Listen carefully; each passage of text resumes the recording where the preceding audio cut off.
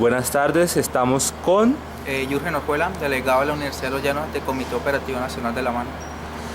En el tema de hoy se tratará la reforma a la Ley 30, que se cree que es un proceso que ya pasó, pero es algo que está muy vigente aún y que puede damnificar o perjudicar a muchos estudiantes en Villavicencio.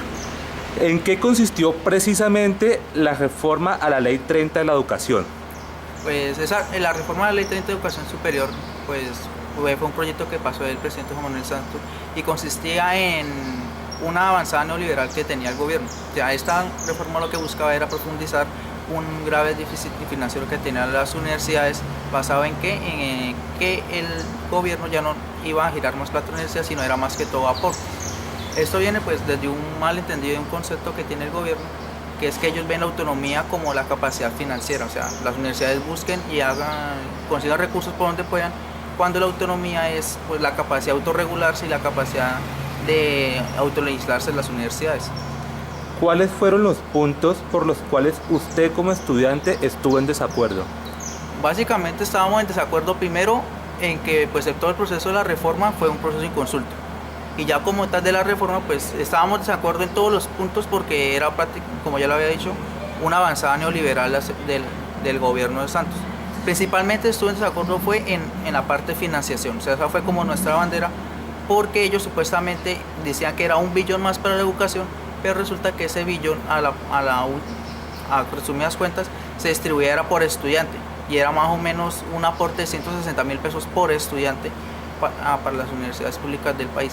Entonces, en realidad, esa forma de financiación resultaba era un recorte de presupuestos que obligaba a la universidad a buscar pues, recursos por otra parte, y ahí es donde se abría el espacio para la privatización y los convenios con el sector privado. ¿Qué actividades y proyectos generó la universidad, la Unillanos, y en cuáles participó usted para que nos comente un poco al cabo? Pues a nivel nacional, la Universidad de Los Llanos abanderó mucho la parte de movilización.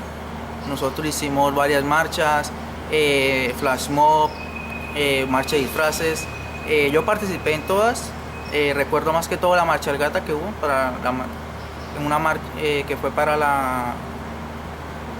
uy, se me olvidó la fecha. ¿Eso fue cuándo fue? La Algata de mitad de octubre, ¿no? Sí. Hace un año. Hace un año, o sea, hace un año hubo una marcha Algata, una marcha de faroles, una marcha de disfraces, hubo un flash mob que se hizo en todos los centros comerciales de aquí ya Vicencio.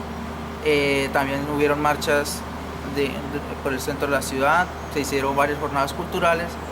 De eso hay varios registros en video que pues pueden conseguir en YouTube. Ahí están todas las movilizaciones que hizo la Unillanos durante el periodo que fue el paro del 2011, que fue cuando los estudiantes pues hicimos el frente a la reforma de la Ley 30.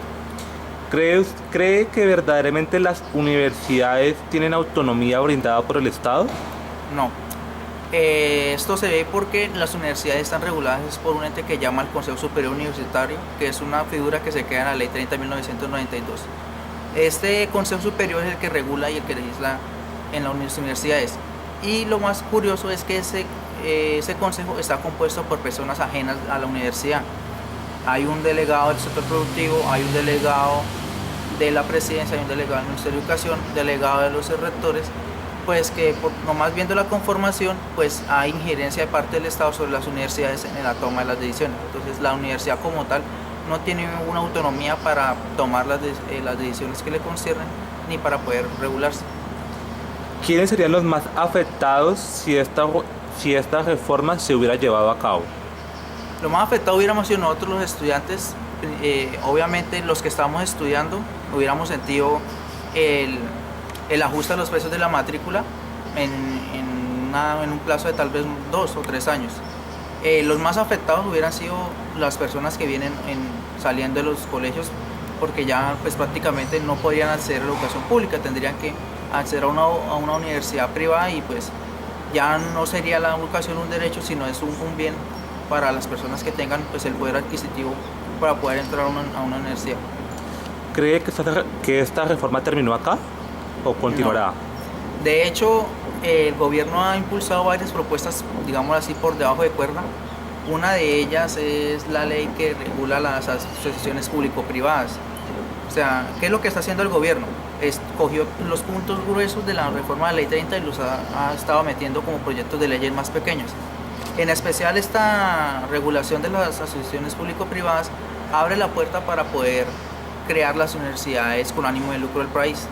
Entonces, ¿qué es lo que pasa? O sea, el sector público puede hacer una alianza con el sector privado, pero las ganancias no se invierten otra vez en ese, digamos, en esa misma alianza, sino que ya se crean como un recurso, una ganancia propia del sector privado, que es el que viene a invertir la plata. En este caso ya hay una universidad con ánimo de lucro que la creó el expresidente Álvaro Uribe Vélez, que se llama Escuela Latinoamericana de Ingenieros y Empresarios de la AMEC, creo que se llama así, que ya está funcionando en Bogotá. Entonces, pues como vemos, el gobierno así pues hubiera retirado la reforma de ley, él siguió con su proceso y pues nosotros los estudiantes estamos pues en contra de esto y estamos viendo a ver pues qué acciones pues tomamos frente a estas medidas, porque es un incumplimiento de uno de los puntos que se tenía con el gobierno para levantar el paro de 2011, que era que el gobierno no se comprometía a no pasar otra nueva reforma ni a pasar pues ajustes a la reforma de la Ley 30. ¿Algún mensaje que dar a los estudiantes que apoyaron o en algunos casos rechazaron, no en algunos, en la mayoría de casos rechazaron esta reforma? Sí, o sea, el mensaje que les quiero dar es bien corto. Nosotros pudimos tomar la reforma de la Ley 30 y eso fue un hecho nacional y que lo reconoció el gobierno. Tenemos la legitimidad para posicionar nuestra nueva reforma y la invitación es pues que a todos los estudiantes desde sus instituciones de educación superior vengamos a trabajar, sigamos metiéndole pues el hombro a esto, que es posible la educación gratuita en Colombia, sí es posible, porque nosotros en nuestra propuesta de educación alternativa pues planteamos varias formas de cómo poder ser esa gratuidad. Y nada, pues que esto lo posicionamos es con la movilización, con la legitimidad del pueblo. Bueno, muchísimas gracias. Gracias.